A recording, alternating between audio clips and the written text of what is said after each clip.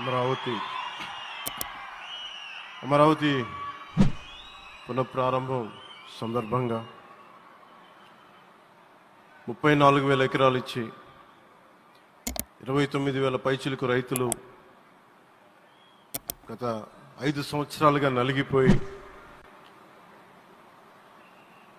ఇక్కడికి వచ్చి రోడ్ల మీదకి వచ్చి ముళ్ళ కంచెల మధ్యలో కూర్చొని పోలీసు లాఠీ దెబ్బలు తిని కేసులు పెట్టించుకొని ఇంట్లో పెద్దవాళ్ళని కానీ చాలామందిని 2,000 పైచిలకు రైతులు ప్రాణాలు కోల్పోయి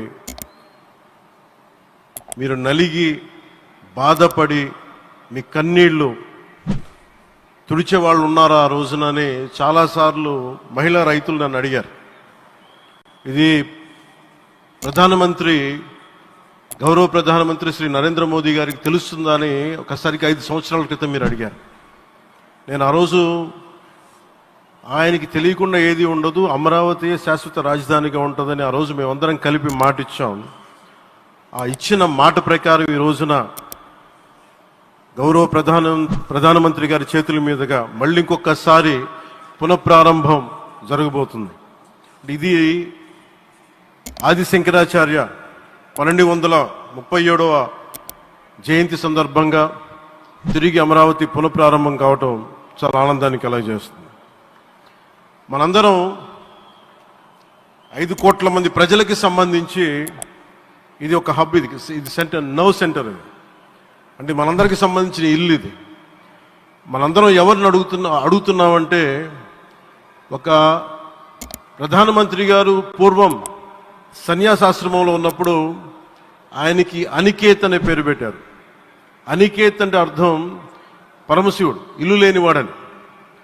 అలాంటి ఇల్లు లేనివాడు, కుటుంబం లేనివాడు 5 కోట్ల మంది కుటుంబాలకు, 5 కోట్ల మంది ప్రజల కోసం, ఎన్ని కోట్ల కుటుంబాల కోసం మనందరికీ రాజధానిలో ఒక నగరం నిర్మించడానికి, ఇల్లు నిర్మించుకోవడానికి ఇల్లు లేకుండా 140 కోట్ల మంది ప్రజల బాధ్యత తీసుకొని కశ్మీర్ నుంచి కన్యాకుమారి వరకు, అక్కడ కామాఖ్య నుంచి ద్వారకా వరకు ప్రపంచమే, మన దేశమే తన కుటుంబంగా చేసుకుంటూ ఈ భారతదేశమే తన ఇల్లుగా చేసుకొని తిరిగి పునఃప్రారంభానికి విచ్చేసిన గౌరవ ప్రధానమంత్రి శ్రీ నరేంద్ర మోదీ గారికి మనస్ఫూర్తిగా మన అందరి తరపున, ఆంధ్రప్రదేశ్ ప్రజలందరి తరపున, అమరావతి రైతాంగం తరపున, ఆడపడుచుల తరపున వారికి చేతులెత్తి హృదయపూర్వక నమస్కారాలు తెలియజేస్తున్నాను.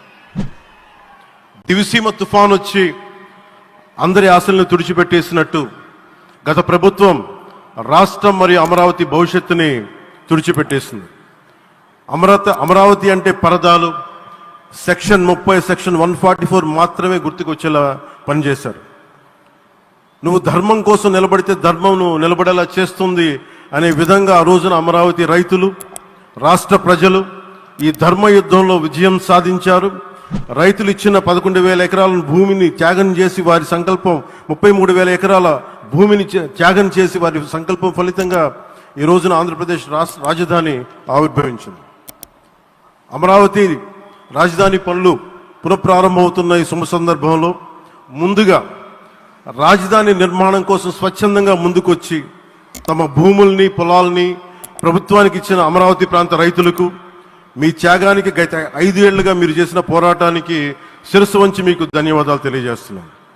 గత 5 ఏళ్లుగా రాజధాని నిర్మాణం నిలిచిపోయి రాజధాని తరలిపోతుందనే సమయంలో రోడ్ల మీదకు వచ్చి 5 కోట్ల ప్రజల తరపున రైతులు, మహిళలు, విద్యార్థులు చేసిన పోరాటం, మీరు పడిన అవమానాలు, మీపై పడిన గాయాలు ప్రతి ఒక్కటి మా మనసులో ఉంది.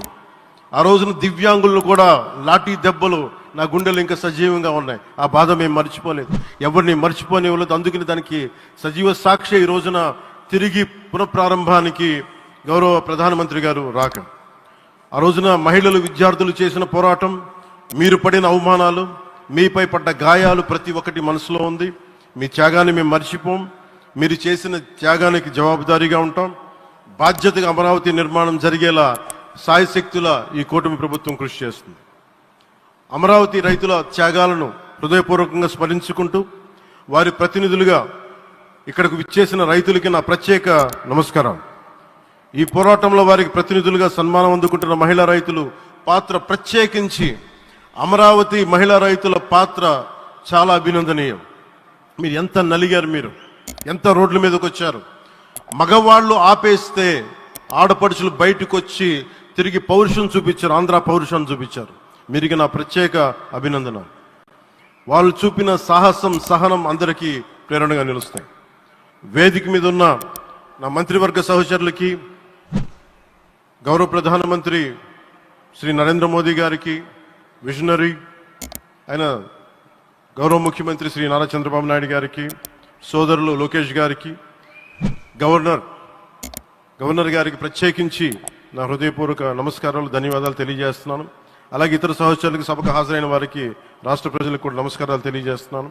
ఇక్కడ రైతులు భూమిని మాత్రమే ఇవ్వలేదు, రాష్ట్ర భవిష్యత్తును నిర్మించే ఆశలను, విశ్వాసాన్ని ఇచ్చారు.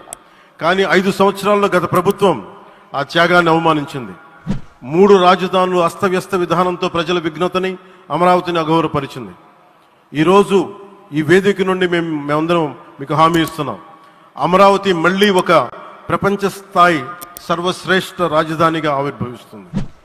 అమరావతి ఒక ఆర్కిటెక్చరల్ జోన్, ఒక కాంక్రీట్ జంగిల్గా మిగిలిపోకుండా జవాబుదారీతనం, న్యాయం, ప్రజాస్వామ్యానికి ప్రతీకగా నిలవాలని ఆకాంక్షిస్తున్నారు. కేంద్రంలో రాష్ట్రంలో స్థిరమైన ఎన్డీఏ ప్రభుత్వం ఏర్పడిన కారణంగా అభివృద్ధి కార్యక్రమాలు వేగంగా సాగుతున్నాయి. మేనిఫెస్టోలో ఇచ్చిన హామీలన్నీ దశల వారీగా బాధ్యతాయుతంగా అమలు చేస్తున్నాం. కేవలం మ్యాచింగ్ గ్రాంట్స్ ఇవ్వని కారణంగా గత ప్రభుత్వం రాష్ట్రం కేంద్రం నుంచి పొందాల్సిన 1000 కోట్లు నష్టపోయింది. కానీ ఈ ప్రభుత్వం కోఆపరేటివ్ ఫెడరలిజం స్ఫూర్తితోటి, పరస్పర సహకారంతో పనిచేస్తున్నాం.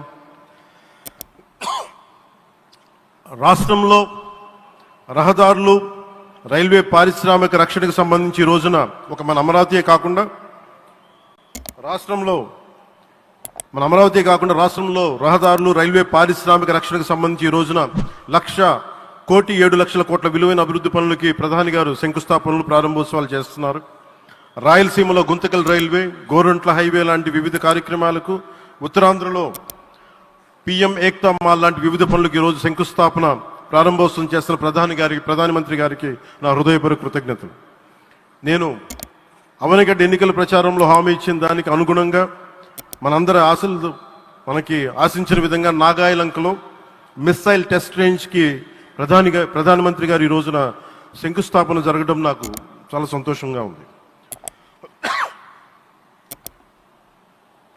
Now with Honorable Prime Minister Sri Modi ji and Honorable CM Sri Chandrababu Naidu garu, and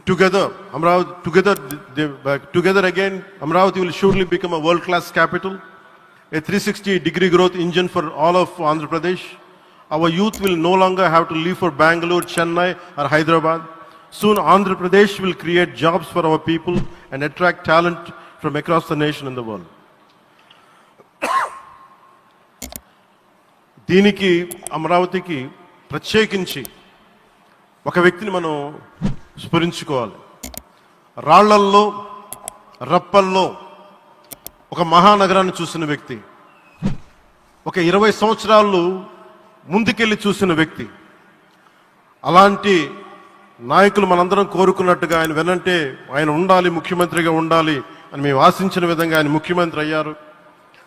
ఆయన సైబరాబాద్ అనే సిటీని ఎలా నిర్మించారో, ఎంత అద్భుతంగా రూపకల్పన చేశారో, అమరావతి అనే ఈ క్యాపిటల్ని కూడా ఆయన అపారమైన అనుభవంతో, ఆయన దక్షతతోటి, ఆయన గవర్నెన్స్ కేపబిలిటీ తోటి, అడ్మినిస్ట్రేటివ్ కెపాసిటీ తోటి ఇది అద్భుతమైన మహానగరంగా తీర్చిదిద్దుతుంది. ఇది ఆంధ్రప్రదేశ్కే కాదు, భారతదేశానికి తలమానికంగా అవుతుందని మనస్ఫూర్తిగా నేను ఆశిస్తున్నాను. అలాగే ప్రత్యేకించి ఈ రోజున మనం ప్రధానమంత్రి గారిని చాలా లోతుగా మనం అర్థం చేసుకోవాలి. ఈ రోజున కశ్మీర్లో దాదాపు 28 మందిని చంపేశారు. అలాంటి క్లిష్ట సమయంలో రాష్ట్రం, దేశం మొత్తం యుద్ధం వైపు వెళ్తున్న సమయంలో, అలాంటి కీలక సమయంలో ప్రధానమంత్రి గారు ఇక్కడికి వచ్చి లోపలంత బరువు, గుండెల్లో బరువు పెట్టుకొని వేదన ఉండి కూడా అమరావతి రైతులు చేసిన త్యాగాలను మర్చిపోకూడదని చెప్పి ఇంత ఇబ్బందుల్లో కూడా ఆయనకు వచ్చినందుకు మనస్ఫూర్తిగా ఒక్కసారి మనందరం ప్రధానమంత్రి గారికి గౌరవ సూచకంగా మనందరం కృతజ్ఞతలు తెలియజేయాలి. The Pahalgam terrorist attack has been one of the darkest days for the entire country. Even the blood was spilled in Kashmir. The blood spilled in Kashmir, it created tremors in the entire nation. And we had seen it personally, witnessed personally, the pain of the victims. For the Honorable PM Modi ji, he is leading the country through these tough times, and he assured all the citizens with stern action against the perpetrators of terrorism. I know this is very sensitive time, and Modi ji is carrying the nation's burden. Amidst this tremendous difficult moment, Modi ji still gave time and came today to Amravati. This shows his deep commitment to Andhra Pradesh, to the people of Andhra Pradesh, and we are deeply grateful to you, sir. May Lord Bhavani, మన కనకదుర్గమ్మ ఆశీస్సులతోటి వారికి బలాన్ని ఇవ్వాలి, శక్తిని ఇవ్వాలి, మనందరం ప్రార్థిద్దాం. May Lord Bhavani Mata give immense strength to our Honorable Prime Minister Modi ji to lead our nation and bless Bharat, Andhra Pradesh and Amravati. Jai Bhavani, Jai Bharat and Jai Hind.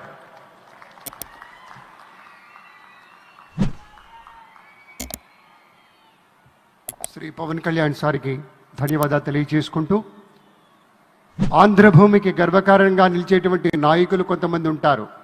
ఆ కోవలోని వారే Shri Pawan sir వీళ్ళంతా.